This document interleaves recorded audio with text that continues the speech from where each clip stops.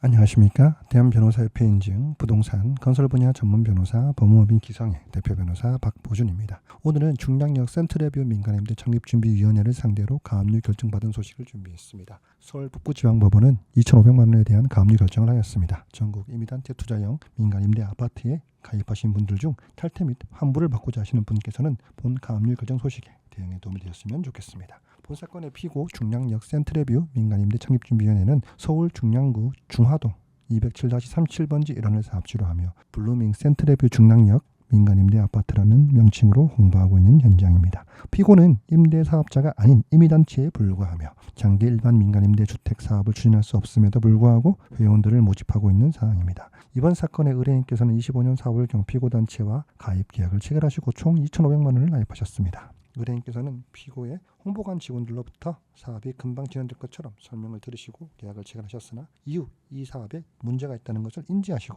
저희 법무법인 기성에 상담을 의뢰해 주셨습니다. 피고는 의뢰인에게 확약서를 교부하였는데 이 문서에는 계약 후 예비 임차인이 임차총회를 시행자 및 창립총회 사정으로 개최하지 못할 시 또는 계약 후 1년 이내 지구단위 신청 못할 시 계약금 전액을 환불한다는 내용의 보장 내용이 기재되어 있습니다. 그러나 이러한 환불 보장 약정은 총회 결의를 없이 이루어진 것으로 법적으로는 무효입니다. 저희 법무법인 기성은 피고의 불법행위 및 기망행위, 차불 유발 행위를 근거로 소를 제기하였고 동시에 피고 계좌에 대한 가압류 신청을 하였습니다. 서울 북부지방법원은 이번 가압류 결정의 일부 현금공탁 없이 전액 공탁보증보험 증권 제출만으로 2,500만 원을 가압류하는 결정을 하였습니다. 가압류가 현금공탁 없이 결정된 것은 법원의 신청 이유가 타당하다고 피고의 불법행위가 인정된다고 볼 것이며 이는 본안소송에서도 승소 가능성이 매우 높음을 의미합니다.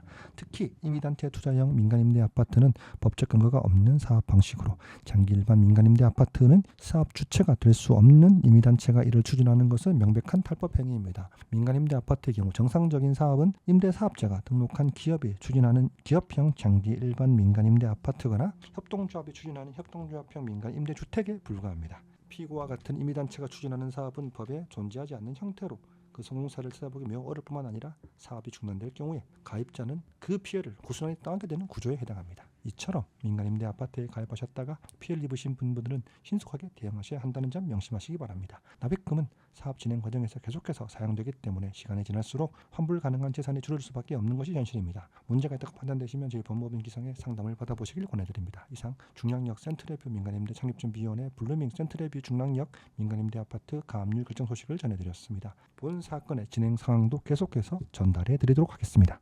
법무법인 기성은 수년째 전국 각지의 부동산 건설 사건을 다루면서 누적된 다각적 경험을 토대로 각 사항에 맞는 대응 전략을 구비하고 있는데 실제 매우 높은 승소율로 답하고 있습니다. 상담을 원하시는 분께서는 법무법인 기성 홈페이지나 카카오톡 대표 전화로 언제든지 연락 주시면 합리적인 금액으로 당연한 권리를 찾을 수 있도록 도와드리겠습니다. 승소를 위한 선택 법무법인 기성의 대표 변호사 박보준이었습니다. 감사합니다.